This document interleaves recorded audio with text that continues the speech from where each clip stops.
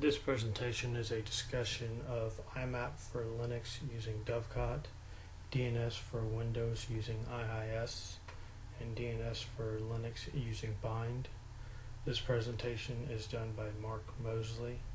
It is for the ISA4220 class at Kennesaw State University in the spring 2016 semester on February 28, 2016. The technical discussion for IMAP on Linux using Dovecot. IMAP is the Internet Message and Access Protocol. The main differences between IMAP and POP, or Post Office Protocol, is that IMAP stores email messages on the server and lets multiple people view and organize emails on multiple devices simultaneously, as if the emails were actually on that computer instead of sitting on the email server, which is where the emails actually sit for IMAP. This is different from POP, which is actually a mail forwarding protocol, which holds the emails on the mail server until the user logs in to a local computer, which can be iPhone, tablet, laptop, desktop, and then the messages are forwarded to the local computer and removed from the server. Multiple devices for the email connection on the IMAP, and they don't have to be computers. They can be anything on the email account. Smartphones, tablets, all-in-ones, iPads, and they can be used in conjunction with the regular mail program, Outlook if you're on a Windows, or Dovecot, and they can all be on at the same time. And this is because it is controlled by not by the IMAP protocol, but by the permissions enabled by the administrator of the mail client. One serious note is the IMAP authentication mechanism is weak and easily circumvented using a protocol analyzer, because the username and passwords are transmitted in clear text. So this makes them very easily to intercept and get what they are. So anybody could fake being someone else and be able to access your mail server. We will discuss a method for getting around this and the best practices. Like with the POP last week on the technical discussion for Linux, Dovecot. Dovecot is an open source email server. It was written with security in mind. It requires no special administration. Uses very little memory. It is standards compliant. Dovecot version 1.1 passes all IMAP server standard compliancy tests, whereas many other servers running different POP3 software fail multiple portions of the IMAP server standard compliancy test. This will be beneficial to you if you're up for government or healthcare regulations or something similar. Authentication with Dovecot supports many different types of authentication databases and mechanisms, so you as an administrator have a choice of what type you wish to use. It also supports SMTP authentication without being configured separately.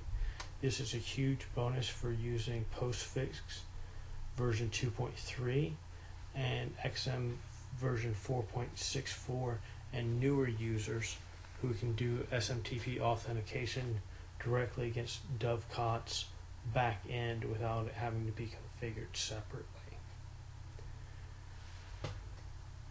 Dovecot also supports easy migration for many existing IMAP and POP3 servers out there. Because there are many servers out there and they've been out for a while, there are bugs and errors in several of them. So you don't want to bring them out to your current server. So there are workarounds for these. However, because workarounds can slow down your current new server, you only would put in the workaround for this, what you want to have turned on your server, so you don't slow down your entire server with unneeded workarounds that you won't use. Once again, Dovecot is very helpful with a self-healing process. It tries to fix any problem that the program notices by itself. These would be mainly broken index files.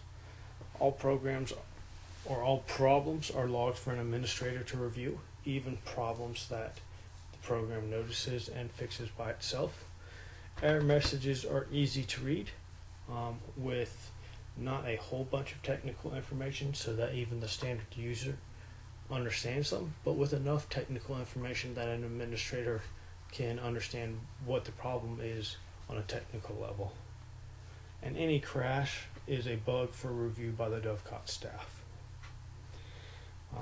Mailboxes and index can be modified at the same time by multiple users while the mail services are still running, so you don't have to kick somebody out so another user can use it. It is a constantly running mail server for all people, and it supports a folder structure and indexing that many clients are used to from Windows POP3 system. Technical discussion for Windows DNS using IIS. Domain name servers serve as the international phone book for the internet. DNS maintains a directory of domain names and translates requests of domain names, which are website addresses, into IP addresses.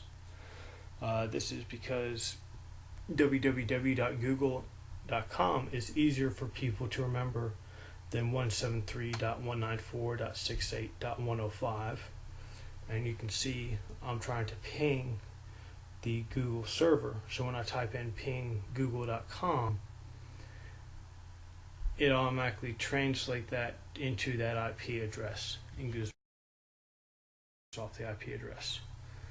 You can also do this in reverse and type in the IP address, and it will translate this into www.google.com. DNS services should be used on the same server as the Active Directory domain services. And if you are running a domain controller, it should also be on the same server. This allows for a smoother and more efficient control and operation of your network. Technical discussion of DNS for Linux using BIND. BIND stands for the Berkeley Internet Name Domain. BIND is the Linux version of DNS, and it is a lot of the same information as it was, but the main differences will become in the best practices and how to implement best practices. So the best practices for IMAP for Linux using Dovecot. The first one is obviously the security flaw we talked about with the authentication mechanism. You counter this by using SSL, Secure Socket Layers Encryption for IMAP. Now we have had a report that it only works in an Exchange server environment, but we are double checking this for you. After you turn on SSL, you want to update the IP tables to allow the SSL traffic through the firewall, and you also want to update the IP tables to enable IMAP ports from Dovecot through the firewall. Install Dovecot onto a different hard drive from the operating system. So if the operating system goes down, or if you have a problem with the OS getting corrupt, virus, bug, whatever, you still have your entire mail server. Or if the mail server goes down, you haven't lost your server. And then you want to require user authentication with the password to log into your email server, because otherwise if I have your IP address and you don't require authentication, well, then I can just connect to your email server and spam your entire company or spam anybody I wanted to, and your server would become blacklisted on the internet. Best practices for DNS with Windows. You want to configure DNS server to use a static IP. Using a static IP that doesn't change will prevent your DNS server from changing its IP address every time that the lease is up. Using a dynamic IP address from the Dynamic Host Configuration Protocol, DHCP. This lease is normally on a 24-hour cycle. So with a 24-hour lease, if your IP address is changing every 24 hours, then if the information is not updated, other DNS servers that forward requests to yours, well, they're going to have broken links every day. And they won't be able to forward traffic to your servers until they get an update from you or from the controlling authority as to what your new IP address is, and you will lose a lot of information or connections to your server. So if you have a static IP address that doesn't change, this will prevent all of this from happening. You also don't want to rely on just one server to manage your DNS record. You want to have at least 2 servers managing your DNS record. This is preventing from a single point of failure. You can configure it in 2 different methods. You can have a primary and secondary copy of your DNS record, or you can do a directory integrated copy of your DNS. Primary and secondary will be, so you have the main server up and you have a secondary server up, and you can give them different taskings, but everything will come to your primary with some secondary services going to the secondary. And if your main server goes down, then it all falls to your secondary server. So you do a load balance split unless the main server goes down, and then it all falls to your secondary server. With a directory integrated copy of the DNS server, the DNS server that hosts the directory integrated records is the primary DNS record holder, and it broadcasts the DNS record to other servers which retain the DNS record and retransmit it if the main server goes down. So it eliminates single point of failure by having multiple servers that can do this. And you can have 1, 5, 10, or more servers in this star pyramid under a directory integrated copy setup. Now, the best practice is to enter a legitimate email address and the start of authority SOA resource record for the DNS. This is because multiple records use this email address to notify you about issues with your DNS. Some of these can include query errors, incorrect data returned in a query, or security problems. So if you have a fake email address or an email address that isn't monitored, you could be losing out on some valuable information about your server. And another best practice is when you replace your DNS server, you normally want, or some organizations try to update their IP address at the same time. This is a bad idea because you're already doing one major change to your DNS record.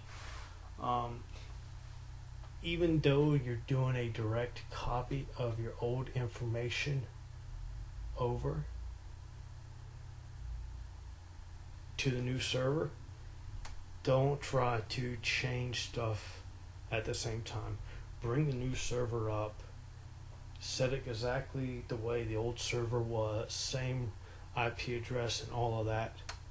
Let it get set, let it get used to the system, give it a few days, and then change your IP address. Best practices for DNS Linux bind.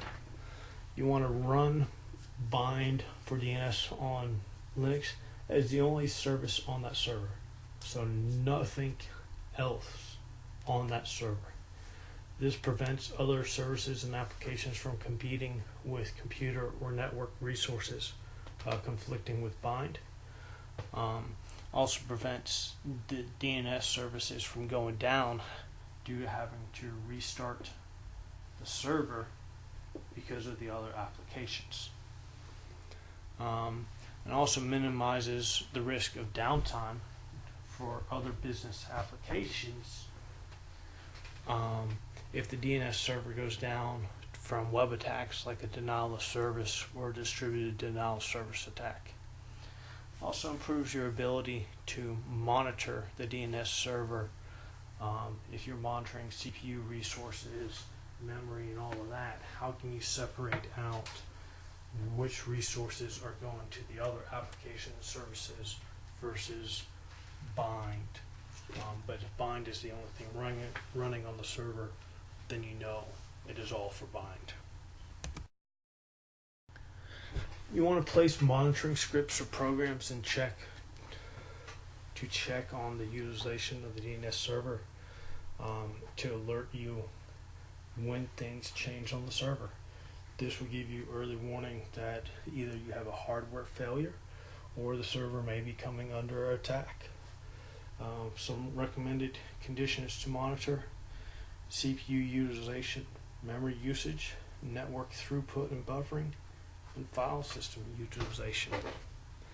Also process presence to see if any new processes have been started.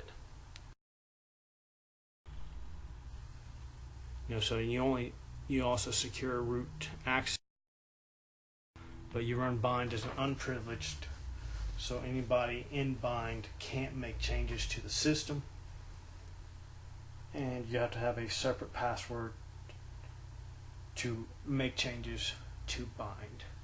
So if the server is compromised, they cannot change your DNS information. How to implement these best practices for IMAP. For the SSL, you have to add multiple lines of code to the main.cf file in postfix, and they are here on your screen for you. Then you have to update the IP tables to enable the SSL traffic through the firewall on port 587. And you also have to update the IP tables to enable Dovecot IMAP traffic through the firewall.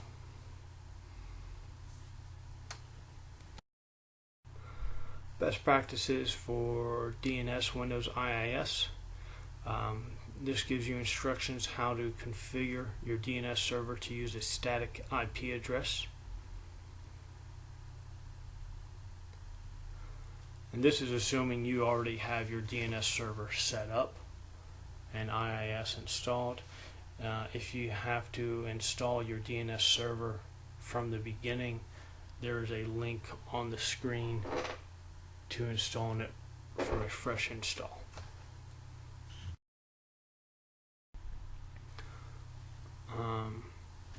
Setting up for 2 servers, we talked about that. Depending on which configuration method you want to go will depend on how you set that up and install it. And then the legitimate email address, there's one very specific thing when you do this.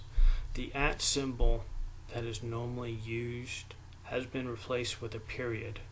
So if you were the administrator at Microsoft.com, it becomes administrator.Microsoft.com when you fill in the form. This is a key mistake that a lot of people make, even though they put in legitimate information. So make sure you note that. Best practices for DNS on Linux using bind. If it's the only service on the server, simple. Don't install anything else. If it's already installed on the server with other services installed, can you uninstall the other services and move them to another server, or do we need to get another server to install bind on?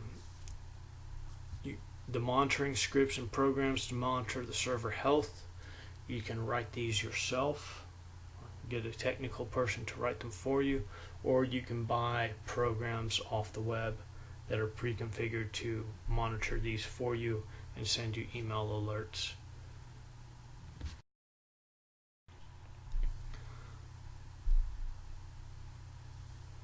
To secure the root access to limit DDoS attacks, you're going to make changes to the directory. You're going to edit the password file, and you're going to change the shell. And then to set bind to use port 53 instead of above 1024. There's the line of code that needs to be made to the name.config file or name.conf.